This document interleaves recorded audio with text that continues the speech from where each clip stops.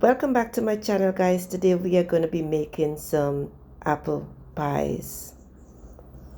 These are heavenly pastry, can be used as a dessert.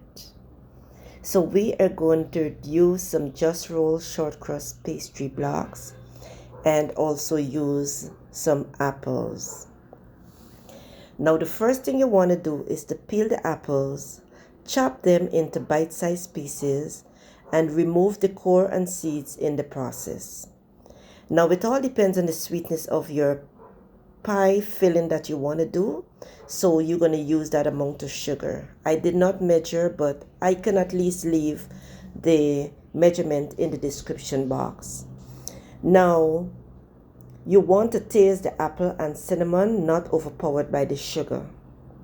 Alright, so I'm going to toss this up over medium heat and let it come down to a boil. We want to cook this until the apples starts to get soft. So keep stirring and just leave it now. Let it come down to a boil. Once it looks like this, I'm going to squeeze some orange juice. Yes, orange juice into mine. And once you place that orange juice into this pot, guys, there's a flavor that rises. It tells you that this is going to be a good pie. Continue the cooking process, and I did take a teaspoon of cornstarch with a little bit of water. You do not want much.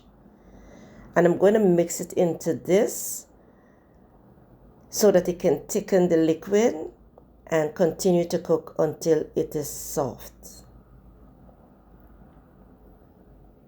Let it cook again until it goes down, the juice evaporates, it thickens up. I did add a little bit of essence into this, and from this you can see that it starts to thicken up.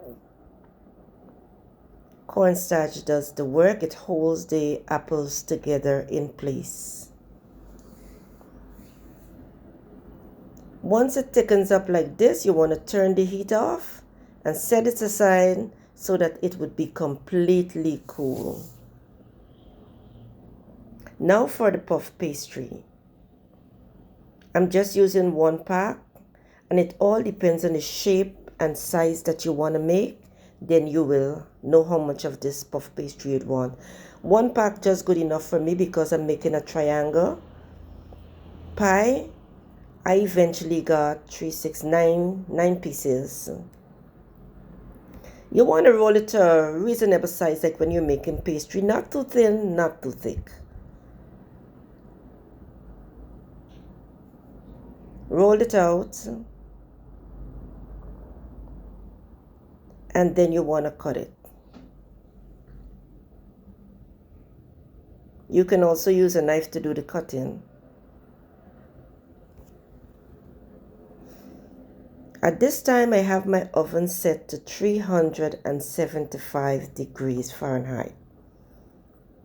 Now, I'm not going to tell you how long to bake your pastry because every oven has its own different temperature. Now, place the apple mixture onto the middle of the square. Then add some beaten eggs right around like this and fold over to touch to the other end, and with the fork press to seal the edges.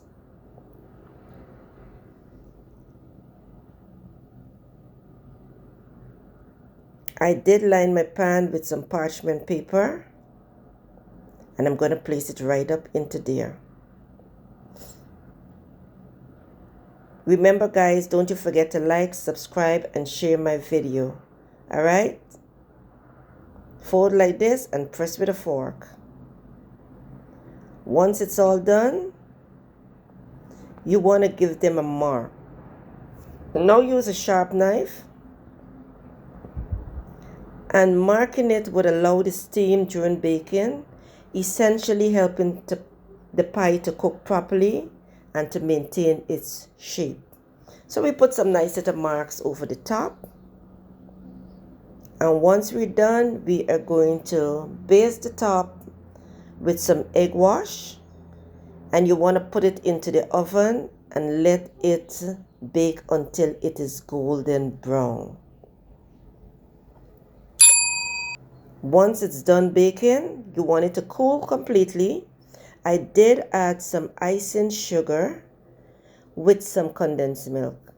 You can omit the condensed milk. Mind you that the filling is not too sweet. So using the condensed milk with the icing sugar brings back a pop of sweetness, which is, it's just balance. Beautifully baked, as you can see it.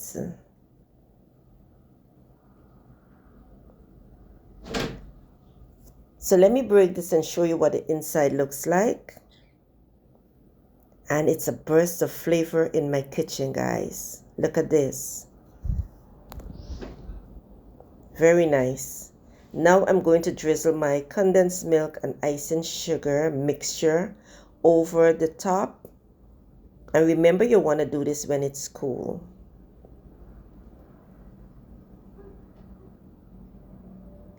And that's our apple pie, guys. Simple and easy. You can also make your puff pastry from scratch. I didn't have the energy to do that, so I bought my puff pastry, and this is my results. Give it a try, and thank you for watching. I will see you in the next video. Enjoy.